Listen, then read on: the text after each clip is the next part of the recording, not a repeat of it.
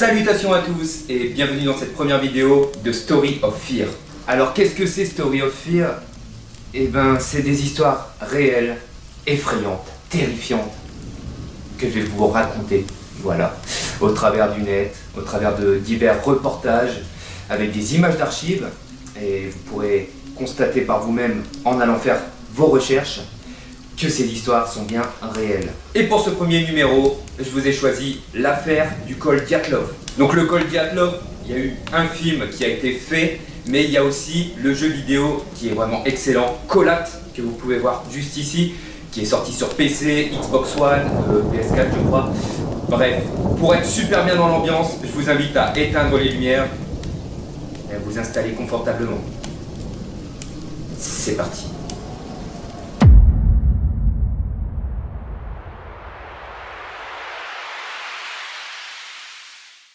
Dans la nuit du 1er au 2 février 1959, dans le nord de l'Oural, 9 skieurs de fond trouvent la mort dans les circonstances les plus étranges. Un demi-siècle après les faits, cette bien curieuse affaire continue de défrayer la chronique. L'absence de témoins oculaires, les conclusions fantasques des enquêteurs soviétiques, ainsi que l'interdiction d'accès de la zone pendant 3 ans ont amplifié le mystère. Le 23 janvier 1959, 10 jeunes étudiants de l'Institut Polytechnique de l'Oural, 8 garçons et 2 filles, menés par Igor Dyatlov, partent pour 2 semaines de ski, de randonnée à travers le nord de l'Oural. Au départ de Sverdlovsk, aujourd'hui Ekaterinbourg, à 1900 km de Moscou. Le périple long d'une centaine de kilomètres doit les conduire jusqu'au mont Otorten, montagne située à 10 km au nord du lieu du drame. À cette période de l'année, cet itinéraire est classé en catégorie 3, la plus difficile. Ce qui, pour ces randonneurs très expérimentés, en matière de longues expéditions de ski de fond et de ski alpin, n'a rien d'insurmontable. À mi-chemin, l'un d'entre eux tombe malade et doit rebrousser chemin. Ce sera le seul à revenir vivant. Plusieurs semaines plus tard, les corps des 9 victimes sont retrouvés. Dispersés sur les collines enneigées, certains ne portent que leurs sous-vêtements, d'autres des chutes d'habits de leurs camarades. 2 sont blessés à la tête. 2 autres présentent de graves lésions internes à la poitrine. L'une des jeunes femmes n'a plus de langue. Des traces de radioactivité sont retrouvées par la suite. Et plus étrange encore, les proches des victimes témoignent que leur peau présente un hâle orangé et leurs cheveux une couleur grisâtre. Qu'est-ce qui leur est arrivé? Après avoir voyagé en train et en camion, le groupe arrive bien à Vizhai, dernier village avant le désert blanc. La suite des événements peut être suivie grâce à leur carnet de voyage et aux rouleaux de photographies retrouvés par les sauveteurs près de leur dernier campement. On sait que pendant 3 jours, la cordée va skier en suivant les chemins de tribu des Mansi, pour finir par installer son camp à la lisière des hauts plateaux, près de la rivière Ospia, où ils ont laissé du matériel et des vivres pour le voyage du retour. Le lendemain, le 1er février, les randonneurs commencent à traverser le col de l'Otorten, espérant probablement camper la nuit suivante de l'autre côté.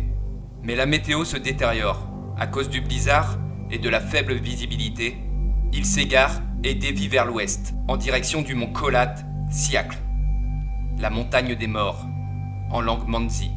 Située à une altitude juste en dessous de 1100 mètres, conscients de leur erreur, ils décident vers 17h de s'arrêter et de camper sur le flanc de la montagne à 15 km de leur destination et à 1,5 km d'une forêt qui aurait pu leur fournir un meilleur abri. D'après le roadbook laissé au club de tourisme sportif, les skieurs devaient être de retour à Vizhai le 12 février. Dyatlov avait prévenu qu'il pourrait y avoir quelques jours de retard. Les recherches ne commencèrent donc que le 20 février. Sur place, les secours découvrent un camp vide. Mais toutes les affaires personnelles sont encore sur place. La tente à moitié détruite et entaillée de l'intérieur, comme pour permettre à une personne de s'en extirper. Des traces de pas sont encore présentes sur la neige, faites par des bottes, des chaussettes et des pieds nus. Les empreintes mènent à la lisière d'un bois proche, de l'autre côté du col, à 1,5 km. Mais sont à près 500 mètres couvertes par la neige. C'est là sous un grand pin que l'équipe de secours trouve les restes d'un feu de camp et les 2 premiers corps. L'imposant sapin exhibe des branches cassées, jusqu'à 5 mètres de hauteur, laissant penser qu'un des étudiants a pu y grimper. 300 mètres plus loin, gît le corps d'Igor Dyatlov, allongé sur le dos, le visage regardant dans la direction du camp, serrant d'une main une branche en direction de la tente. 180 mètres plus loin, les sauveteurs trouvent une autre dépouille. Et enfin, à 150 mètres de celui-ci, une autre dépouille, celle de Zina. Leurs mains sont brûlées. Tous deux semblent avoir rampé jusqu'au bout de leur dernière force vers le campement. Une première enquête commence immédiatement après la découverte de ces 5 corps. Les médecins légistes vont déterminer qu'ils sont tous morts d'hypothermie, bien que le crâne de l'un d'entre eux soit le seul fracturé. Cette blessure n'est pas la cause du décès. L'examen des 4 autres cadavres, 2 mois plus tard, apporte de nouveaux éléments. Le 4 mai, leurs corps sont retrouvés ensevelis sous 4 mètres de neige, dans un ravin de la forêt. À 75 mètres du Grand Pin, 3 ont succombé à une mort violente. Au début, on pense à une vengeance des Mansi, pour punir une intrusion sur leur territoire sacré. Dans les années 30, des chamans auraient noyé un géologue russe parce qu'il avait escaladé une montagne interdite. Mais cette thèse est vite abandonnée. Écartez également les pistes de l'abominable homme des neiges, autrement appelé Yeti. De bandits et de prisonniers en cavale, les seules empreintes de pas sont celles des randonneurs et il n'y a aucun signe de lutte rapproché. L'enquête officielle est rapidement clôturée en raison de l'absence de parties coupables. Les randonneurs sont morts des suites d'une force inconnue mystérieuse. Après cette fantastique explication, les documents sont envoyés à un fonds d'archives secret. Les aventuriers sont exclus de la zone pendant 3 ans. Il faut attendre les années 90 pour que les autorités russes décident de déclassifier l'affaire du col de Dyatlov, qui sera suivie d'un vif engouement. Mais quand les parents et les journalistes cherchent à consulter les photocopies des rapports rendus publics, ils découvrent que certaines parties manquaient. Si le pouvoir russe avait occulté des faits, qu'avait-il tenté de couvrir? Un test militaire? De nombreuses personnes commencèrent à y croire. C'était la conviction de Yuri Youdin, le seul rescapé, qui se fondait sur des éléments révélés au public au cours de la mission de sauvetage. Le dosimètre et l'un des secouristes détecta une quantité inhabituelle de radioactivité. Le dossier comprenait également plusieurs témoignages signalant des phénomènes lumineux orange étrangers comme des boules de feu. Depuis maintenant 60 ans, les familles des 9 randonneurs retrouvés morts en février 1959 espèrent un jour connaître la vérité sur l'affaire dite du col de Dyatlov. Malgré les nombreuses années qui se sont écoulées, la Russie a annoncé en 2019 réouvrir cette affaire qui avait fait l'objet à l'époque des théories les plus farfelues et improbables. Malgré ces conclusions, 60 ans plus tard, des soupçons pèsent toujours sur ce qui s'est réellement passé au col de Dyatlov. Leurs proches, les médias et le public demandent encore aux enquêteurs d'établir la vérité et ne cachent pas leur suspicion que quelque chose leur a été caché.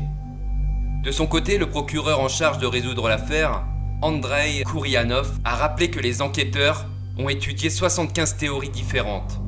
Nous avons immédiatement écarté certaines théories, les fantasmagoriques, incluant des ovnis ou toutes celles paranormales, a-t-il ajouté. La thèse du meurtre a aussi été écartée, a-t-il affirmé, tout en précisant qu'une nouvelle autopsie des restes doit être réalisée. Selon lui, les blessures mortelles révélées sur certains corps ont été infligées post-mortem et pourraient être dues au froid intense qui régnait dans les montagnes cet hiver-là. Les experts doivent aussi se rendre sur le col Dyatlov pour prendre de nouveaux échantillons destinés notamment à savoir si une avalanche pourrait être la cause de ce drame. Une chose est sûre, l'affaire du col de Dyatlov continue de fasciner, à tel point qu'une série télévisée de fiction inspirée de cette histoire devrait voir le jour prochainement. Voilà, c'est la fin de cette première vidéo, j'espère qu'elle vous aura plu. N'hésitez pas à me dire dans les commentaires ce que vous avez pensé de cette histoire. Si vous avez peut-être des théories, ça pourrait être intéressant d'en discuter tout le monde ensemble. Et on se retrouve très prochainement pour une prochaine vidéo qui est déjà toute prête. Allez, ciao et à très bientôt. Bonne nuit.